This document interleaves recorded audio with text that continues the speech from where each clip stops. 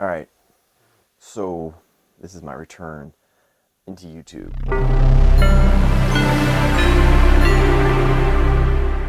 There was a lot of controversy on the internet kind of going into what I'm mentioning right now in this little bit of a tutorial sort of welcome back, so to speak. The f4 lenses in photography are super underrated, and let me just specify specifically the f4L lenses. A lot of people talk about the f2.8s, and I totally get where they're coming from. You know, the low light and just that extra little bit of background bokeh blur. I think it's very manageable to get that even with an f4 lens. I'm currently rocking two f4 lenses and I'm working on getting my third. So I want to get the complete trinity of the RF f4 lenses. Honestly, these things are incredible. They're literally top notch. They're smaller in size, so they're more compact and lightweight, especially for traveling, like hiking and stuff like that too. But they're also really good for portraiture, which I've used many times for different types of things, and paid as well. The vast majority of people tend to focus more on like the 1.2s, 2.8s, 1.4s, and so on and so forth. And don't get me wrong, I also own some of those, and they're incredible lenses. I think f4 is plenty, especially when you have an L series zoom attached to your camera.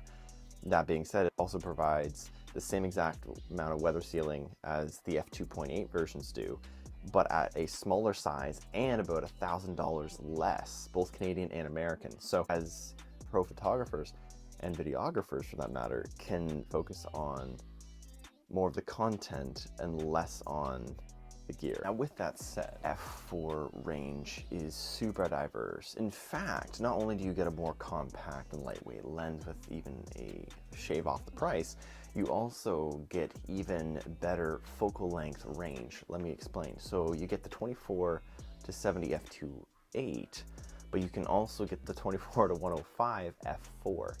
And that in and of itself is insane. So you're getting 24 all the way to 105. Yes, you're compromising on an extra stop of light, but in a right lit situation, you're not gonna have much compromise whatsoever. You're gonna get the extra length on the long end that, as opposed to the 2.8 version. And again, it's smaller, so it's lighter and can be carried around. So you're getting a lot more diversity. Heck, the 24 to 105 has even been nicknamed the Swiss Army knife of camera lenses. Furthermore, RF 14 to 35. Yeah, Canon went the extra mile and actually added an additional millimeter width than their f2.8 counterpart.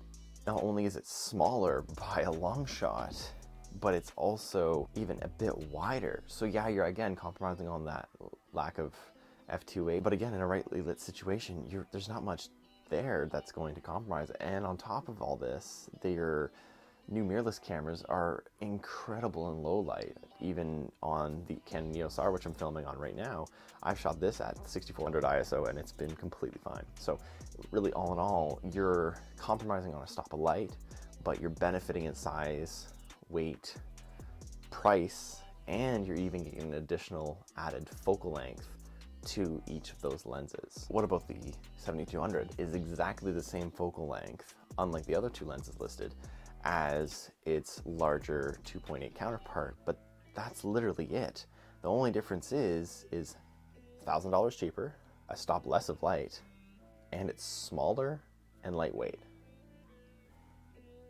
What more can you ask for? And it still has the same amount of optics, the same sharpness, and you get incredible background compression.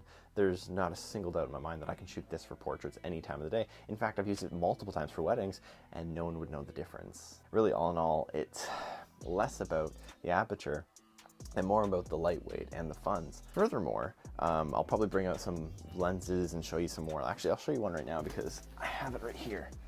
And it's the 7200 f4. This is my baby. This is my pride and joy. Like, she is the way to go. You know, here's lens hood off. This thing is fantastic. It's just so smooth. Even this focus ring is just smooth. And then my favorite.